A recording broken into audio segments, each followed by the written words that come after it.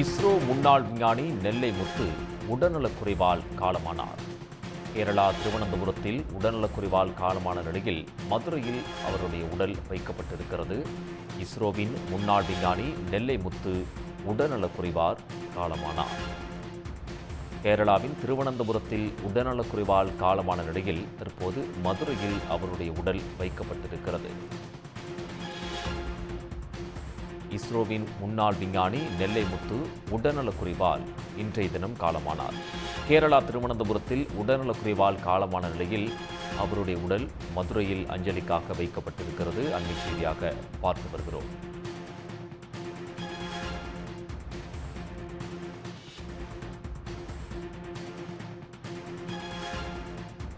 இஸ்ரோவின் முன்னாள் விஞ்ஞானி நெல்லை முத்து உடல்நலக்குறைவால் காலமானார்.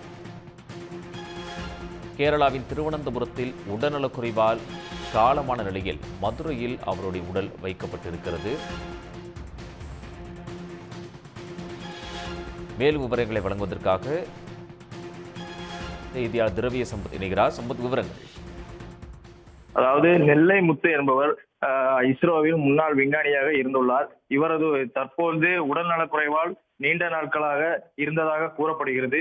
இந்த நிலையில இவர் இன்னைக்கு நெல்லை, அதாவது திருவனந்தபுரம் பகுதியில் உள்ள ஒரு தனியார் மருத்துவமனையில் திடீரென உயிரிழந்தார். தொடர்ந்து இவர் மறைந்த முன்னாள் குடியரசுத் தலைவர் அப்துல் கலாமுடன் பணியாற்றிய ஒரு குறிப்பிடத்தக்கவர். அறிவியல் விண்வெளி தொடர்பாக பல புத்தகங்களையும் கட்டுரைகளையும் எழுதியுள்ளார். இவரின் 4 புத்தகங்களுக்கு தமிழ்நாடு அரசின் சிறந்த நூலாசிரியர் விருதும் கிடைத்துள்ளது.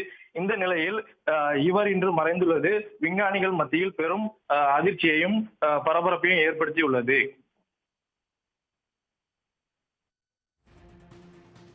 திரவிய சம்பத், தகவல்களுக்கு நன்றி.